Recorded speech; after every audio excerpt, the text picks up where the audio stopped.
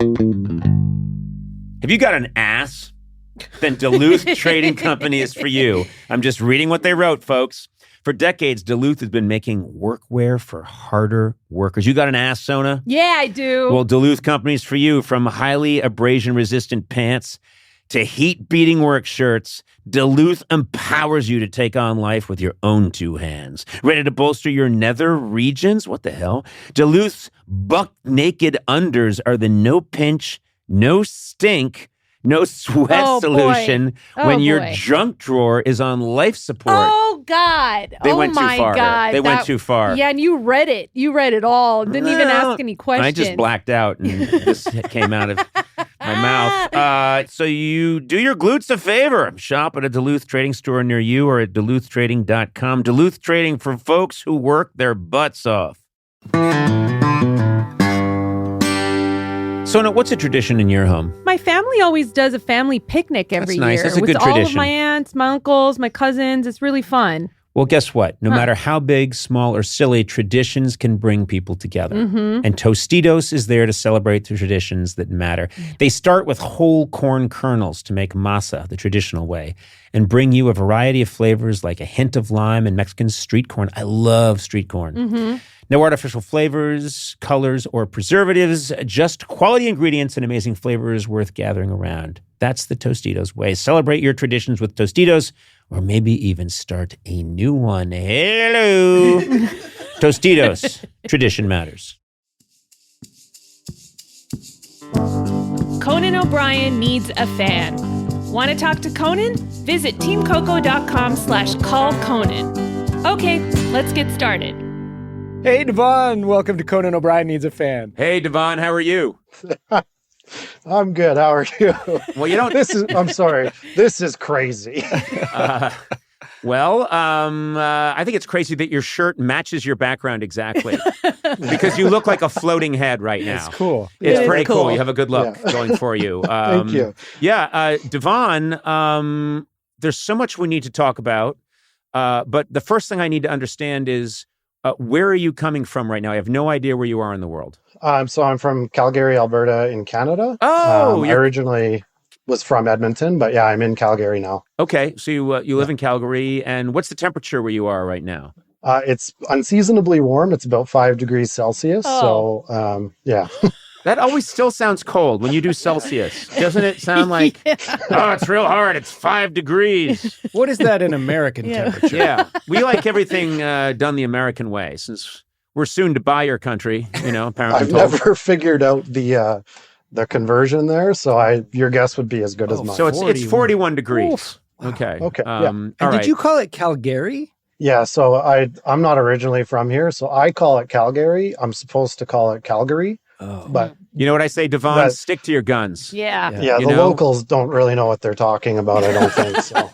Yeah. Hey, I'm going to say this, DeVaughn, and I'm this is a compliment. You look yoked. Doesn't he look like a... Woof. Yeah. Do you lift? Yeah, I mean, you look... what's the word the kid... Swole? Is that what the kids swole, say? yoked. Yoked. Yeah. You look incredible.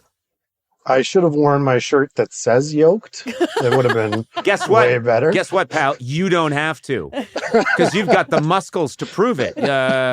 Your muscles have muscles. It's out of control. What's going on here? Tell us, do you lift every day? What's the story? Yeah, I do work out quite often. I've been training for... how old am I now? I'm almost 33. So since I was like 16. Wow. So, yeah, I've been training. I started working out when I was 55. Okay. And I'm still on very light weights. You'll get there, though. Yeah, no, and I'm in my 70s. I'm going to move up to the old 20-pounder. Okay. He said, you'll get there. It's all about progress. You're a very nice guy, DeVaughn. You'll get there. By the time you're in your 90s, you'll be okay. Are you a professional athlete in any way? I'm not a professional. I would make that clear for sure. Okay. But I did compete in bobsleigh last year for our Canadian national team. Oh, you're kidding. Wow. You're a serious bobsledder. I would call it former because I'm not doing it this year, but last year I did do it. It was my first year, and Yeah, it was. I was on the World Cup team. Was Wow. last year? I think Whoa.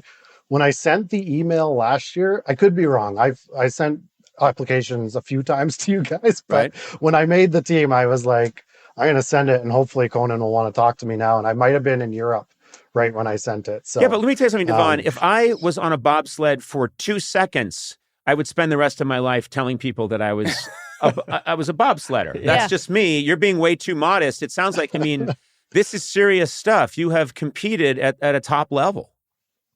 yeah, I was very. I say lucky. I was also just very fortunate to be in good positions. I put myself there and put myself out there last year, and was able to just find my way into one of our top sleds last year, and somehow ended up over there. It was Okay, I just took a shot at it. So I don't know. We've yeah. all seen the images of bobsledding, but I don't know much about it. I know there's a couple of you are crammed into a bobsled. How many? So it's either 2 or 4. 4, it gets real cozy in there, but it's Yeah. nice. You're with your buddies, kind of going down. Well, at like and if they're not your 150 buddies, they kilometers an become hour. your buddies real fast. Yeah, they do for sure. So you are interlocked with these. There's 4 of you, and you're on this sled that's like a rocket. Mhm. And how fast do you go at times? 150 kilometers an hour. Damn it, you and your What is metric this? system. Sorry. I don't know. Is that? I mean, that could be 11 miles an hour for all I know. Yeah. I'm sorry. I'm very ignorant. I went could go 150. any other My country cat and say can run this and they'll 150 understand. kilometers an I hour. know. 93 miles Wait, per hour. 93 miles an hour? And what is that in kilometers? Yeah, stop it. What? I just got us off of Okay. All right. that. Wait a minute. So 93 miles an hour on a bobsled. I don't understand what happens if you crash. You hang on for dear life because there's no Seriously. seatbelts. Have you You're, do you fall out? What happens? you can. If you don't hang on, you will fall out. Yeah, like it's kind of my first crash. I learned it real quick. I was doing a 2-man, so it doesn't go quite as fast. It gets to, I don't know what it is in miles per hour, but it gets to like 140-ish kilometers an hour, and we crashed probably at the fastest point on the track in Whistler, and you feel it right away. It's like trying to kick you out. It's like almost like a bull just trying to kick you off. So you have to like grab on to the frame and pull yourself back in and just try and stay in. The other thing is if you let yourself come out, you're usually scraping on ice. There's walls, so you might hit them. You're trying to get as low into the sled so that the sled takes it and not your body. But wait a basically. minute. Are you wearing any protection? There's a helmet, and then we have what is called a burn vest. So to prevent any ice burn from like skidding on it, you have this like Kevlar vest. But other than that, it's just a speed suit. Okay, And, okay. yeah, I don't it's not a understand. ton. I don't understand how you're not killed. I'm being serious. I don't understand how if someone threw me at 93 miles an hour onto ice and I was just wearing a skin tight suit, which wouldn't look great, by the way, and a helmet, there'd be an immediate funeral. Just an immediate. A doctor wouldn't even check on me. They would just put me in a box and have You a would funeral. just slide down the track into a coffin. crowd We would of all be people waiting. dressed in black. Yeah, we would And all wait. The coffin would be opened at one end, and I'd slide right in, and they'd say, "Well, there he goes, ashes, ashes, ashes," and put me down. So, I mean, have you ever been seriously hurt? I haven't. I've been really fortunate. Our crashes, one looked violent. It wasn't that bad in it, but it looked really bad. Just because you're about halfway down, we crashed, we tipped over. And as you're going through all these turns going down, the sled's just doing its own thing. No one's controlling it. So when it goes up on a turn, it comes back down like as if it's coming down on your head. You can kind of feel it, but you're just hanging on. Again, you're with your buddies, so you're kind of like hanging on like, okay, let's hope we all don't fall out and get hurt here. But Well, that's a pretty You can get low-key seriously conversation you guys are having. It's 93 miles an hour. You're soaring through an ice tunnel, out of control. Kind of hope we don't get hurt here. Interesting. Is one of you reading the paper? Oh, look. It says here the Oilers are in town.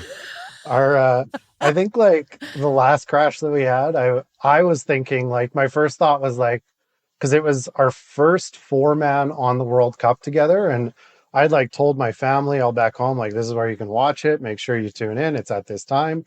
And like first thing I was like, oh man, my mom is watching this and she's not going to like this sport anymore. No. Just because that's all I was thinking the whole time. I'm like, oh man, I need this to like end so I can pop out and just like give her a thumbs Show her up. that you're all right. Quick question. My instinct would be, I would want to be like the third person in a 4-person, because if something went wrong, I would try to use the bodies in front and behind me. Buffer. As a buffer, as a shield.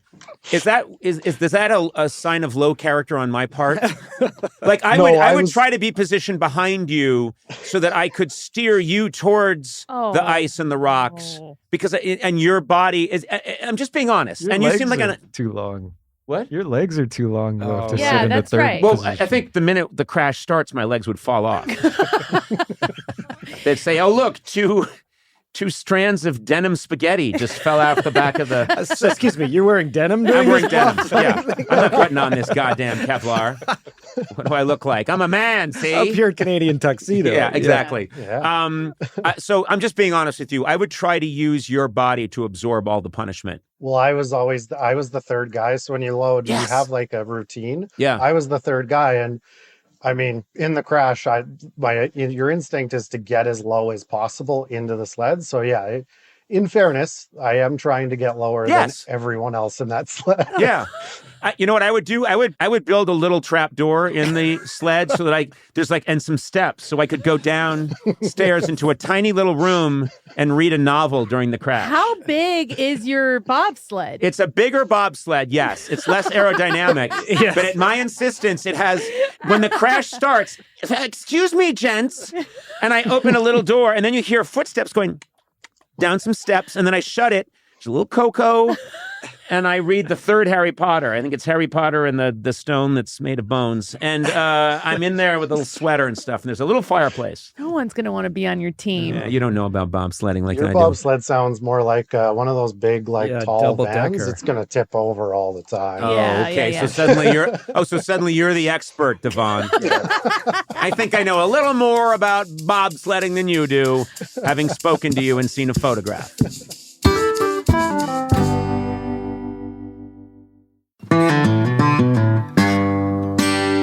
Big news, Sona. Yeah. Did you know T-Mobile recently partnered with the National Park Foundation? No way. Yep, they're making it easier to stay connected so you're free to wander. Well, that's really cool. And I love a national park. I really do. I do too. Now, there's one thing you have to have if you're doing that, good signal. It's a Yeah. priority. Do you know what I mean? You got your maps, your music, this podcast. Yeah. So take America's Best Network plus their off-grid satellite coverage with you. Look, we're all a little spoiled, but we like to have access to all our stuff. And suddenly you don't have it because of a bad signal. That's when I throw my phone into the Grand Canyon. Oh, okay. Literally filled half the Grand Canyon with phones. Then I got T-Mobile, never had to chuck them again.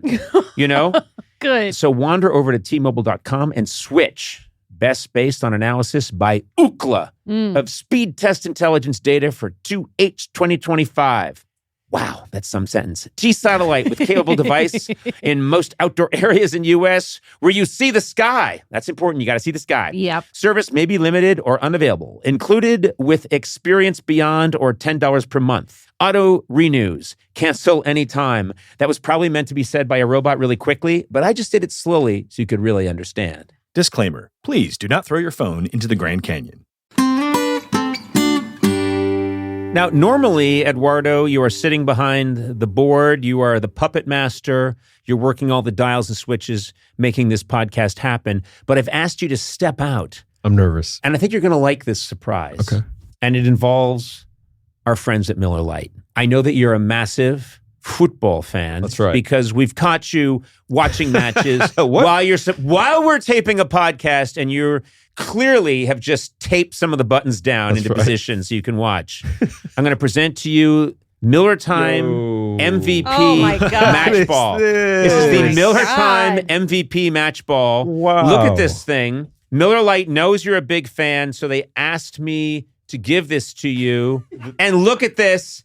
It holds up to 12 Miller Lights. This is Oh my incredible. God. Yes. Wow. I've been asked to specify, do not kick this ball. Oh, shoot. I was just Okay. going to ask that. No, do not Okay. kick this ball because 12 beers will go flying through the air.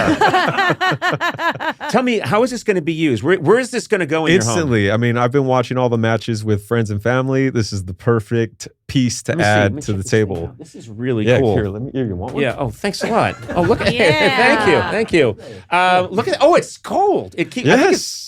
Yes. I don't want to make any promises, but I think it's actually kept it kind of chilly, which is nice. Hey, well, cheers to you. I appreciate Cheers that. to you, Eduardo. Remember, celebrate responsibly. Miller Brewing Company, Milwaukee, Wisconsin. 96 calories and 3.2 carbs per 12 ounces.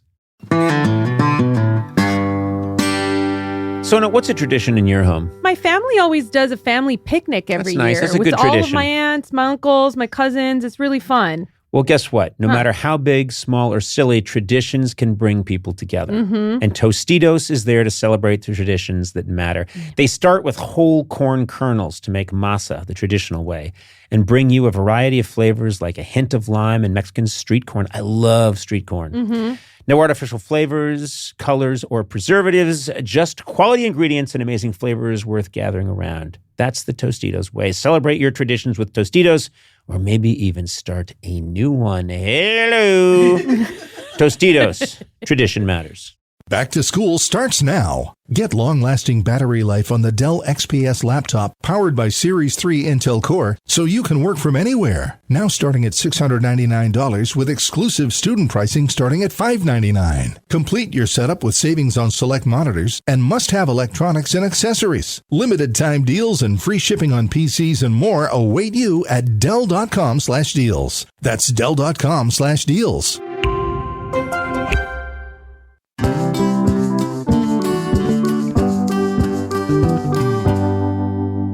Now, what's the economics behind bobsledding? How do you guys do you need sponsorships?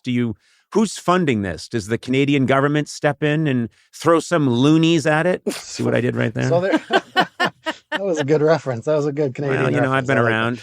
I've stayed at Martin Short's lake cottage. That's where I know all this so stuff. you know Yeah. then. Oh, yeah. He's always saying, you have any loonies on you, Conan? So that's where I picked it up. Yeah, so a lot of Olympic sports are pretty underfunded. Bobsleigh is certainly no different. We do get some support, of course, and we are obviously very grateful for it. And any support that teams do get, we're happy about it. But usually, especially the last few years, it's been self-funded.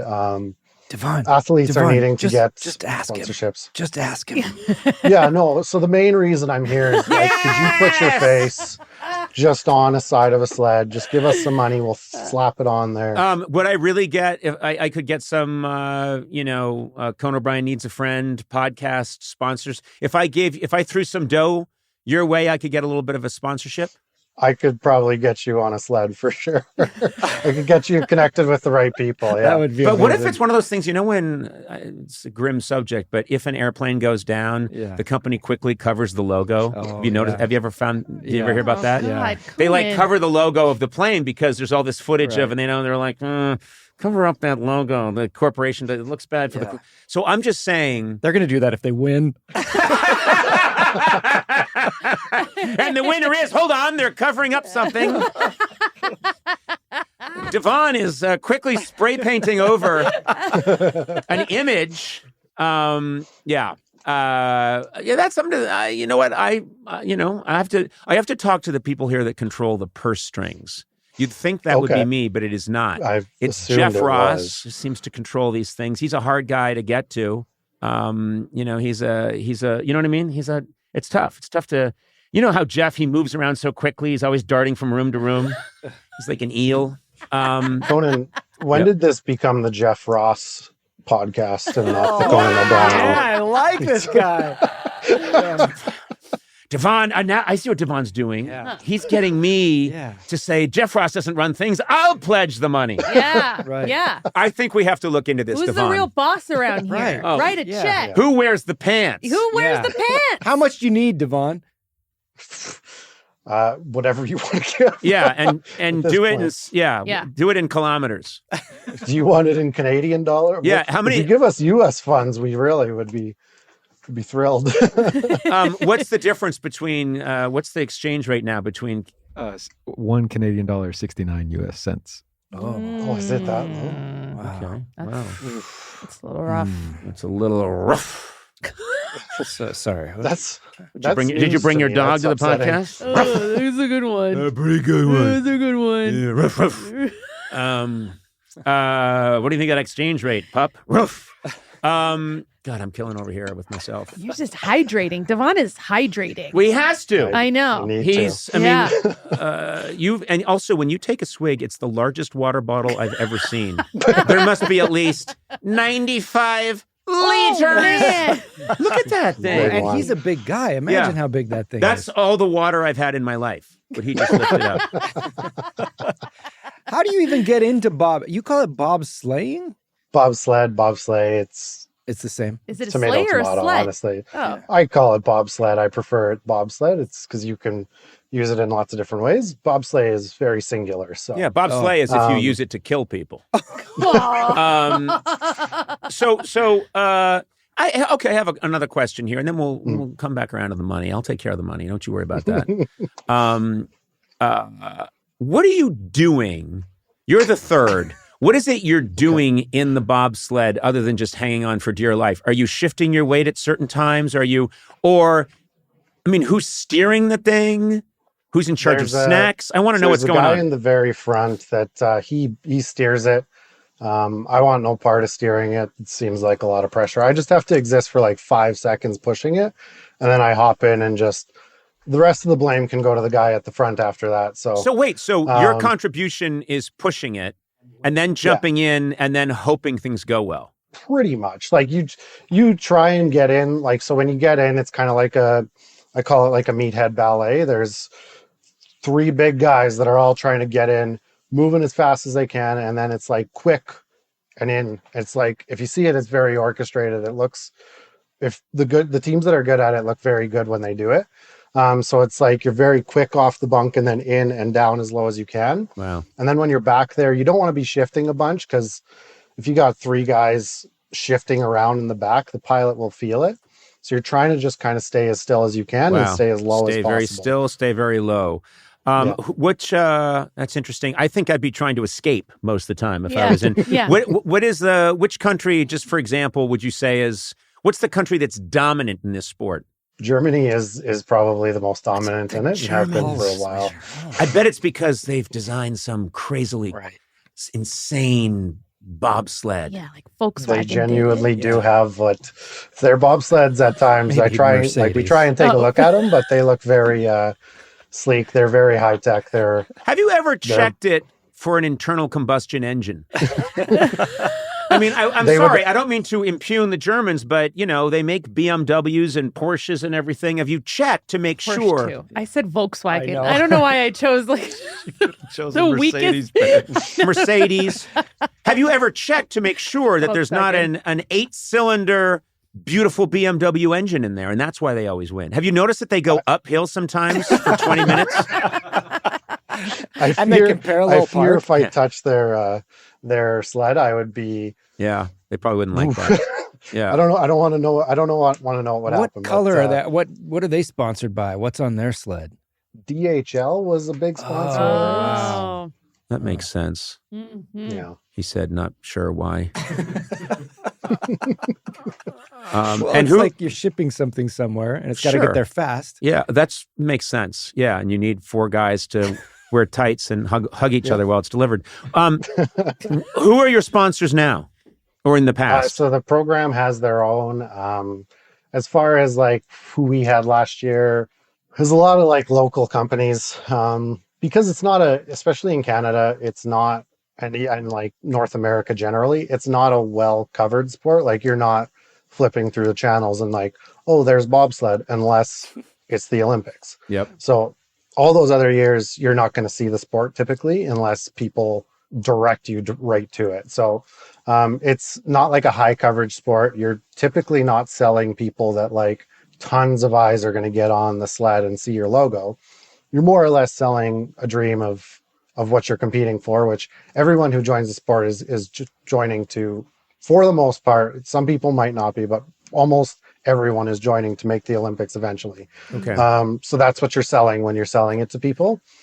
Otherwise, yeah, you you can try and do what you can for social media sponsorship and give shout outs and stuff. But otherwise, the coverage on it isn't super high. Well, I'm going to tell you something. You're not selling that part. If I can figure this out, and if I do sponsor you guys, it's going to work the other way. You're going to start getting eyeballs because my face is on that bobsled. You see what I'm saying? It's not, I hope people tune in and happen to see my face. When my face is on that bobsled, you're going to see viewership double, quadruple, and then the words that go higher. But it won't work for, like, you can't, you're going to sponsor them for now, but when they go to the Olympics, it's just going to say Canada on it. Like, I'm going to get past those rules.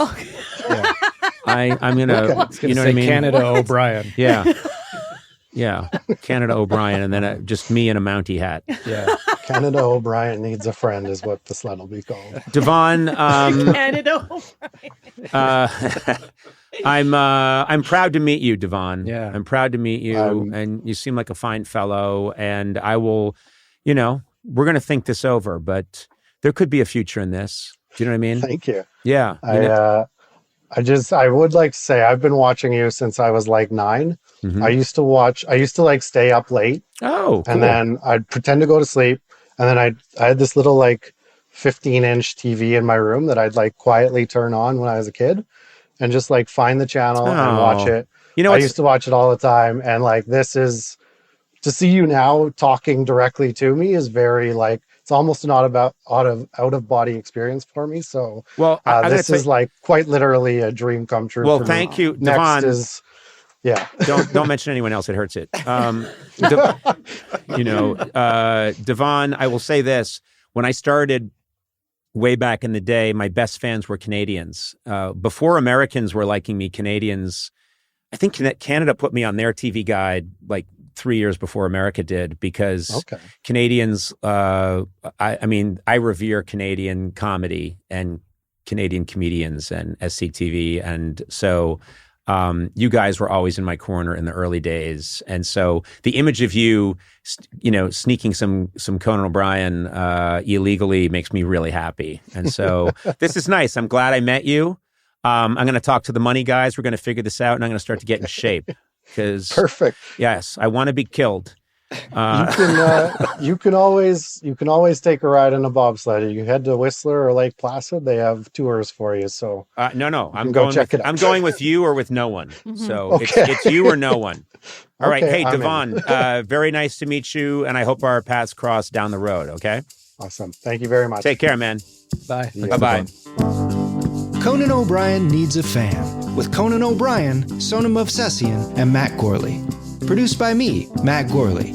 Executive produced by Adam Sachs, Jeff Ross, and Nick Liao. Incidental music by Jimmy Vivino. Take it away, Jimmy. Supervising producer, Aaron Blaird. Associate talent producer, Jennifer Samples. Associate producers, Sean Doherty and Lisa Berm. Engineering by Eduardo Perez. Get 3 free months of SiriusXM when you sign up at SiriusXM.com/Conan. Please rate, review, and subscribe to Conan O'Brien Needs a Fan wherever fine podcasts are downloaded.